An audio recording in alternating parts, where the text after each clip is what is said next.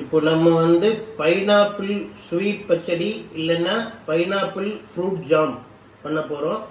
அதுக்கு தேவையான பொருட்கள் பைனாப்பிள், தக்காளி, டூட்டி ஃப்ரூட்டி, செர்ரி, சர்க்கரை, ஏலக்காய் பவுடர், தேன். முதல்ல வந்து பைனாப்பிளையும் தக்காளியும் மிக்சியில் போட்டு நைஸாக அரைச்சிட போகிறோம். அரைச்சி எப்படி பண்ண போகிறேங்கிறத ஸ்டெப் பை ஸ்டெப்பாக உங்களுக்கு காட்டுறேன். இப்போ அடுப்பில் கடாய் வச்சு நல்லா ஒரு 2 ஸ்பூன் நெய் விட்ருக்கேன். அதில் ஒரு கொஞ்சம் முந்திரியை போட்டு லேசாக வறுத்துக்கலாம். வறுத்துட்டு நம்ம இந்த அரைச்சி வச்ச பைனாப்பிள் தக்காளியை இதில் கொட்டி வதக்கலாம். இப்போ முந்திரி நல்லா செவந்தெடுத்து நம்ம அரைச்சி வச்ச தக்காளி அந்த பைனாப்பிள்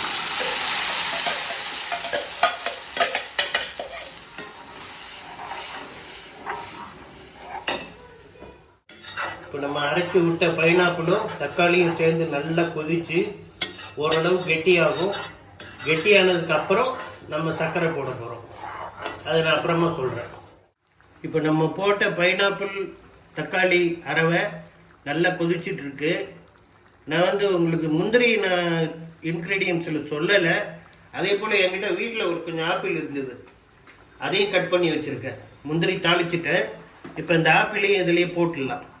போட்டு சேர்ந்து கொதிச்சுதுன்னா ஆப்பிள் கொஞ்சம் கரைஞ்சிரும். அதுக்கப்புறம் நம்ம சர்க்கரை போட்டு என்ன பண்ணணுங்கிறத நான் சொல்கிறேன். இப்போ பார்த்தீங்கன்னா ஆப்பிள் போட்டு கொஞ்சம் நல்லா கொதித்து கெட்டியாகிருக்கு. இந்த ஸ்டேஜில் இதுக்கு தேவையான சர்க்கரை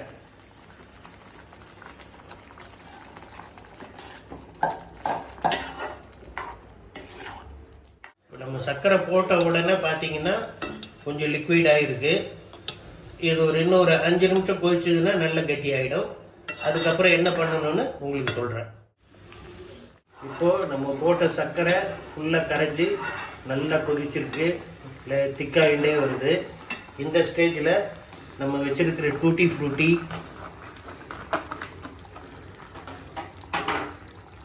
செர்ரி ஃப்ரூட்,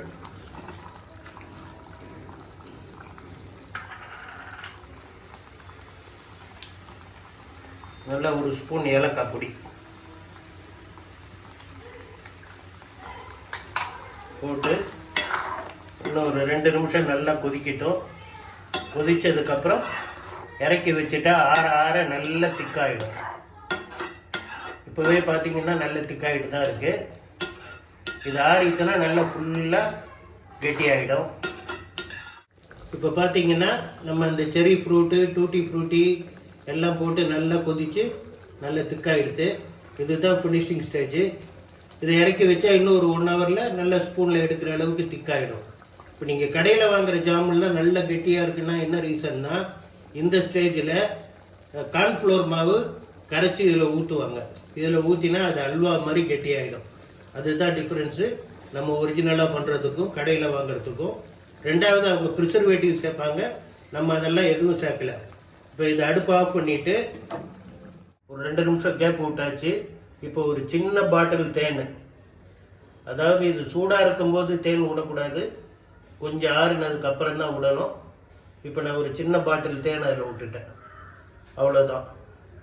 பைனாப்பிள் ஃப்ரூட் பச்சடி இல்லைன்னா பைனாப்பிள் ஜாம் எப்படி வேணாலும் சொல்லலாம். இந்த விசிட்டிங் கார்டில் உள்ள என்னுடைய ஃபோன் நம்பரை குறித்து வைத்துக் கொள்ளவும். எங்களுடைய விலாசமும் அதில் இருக்கிறது.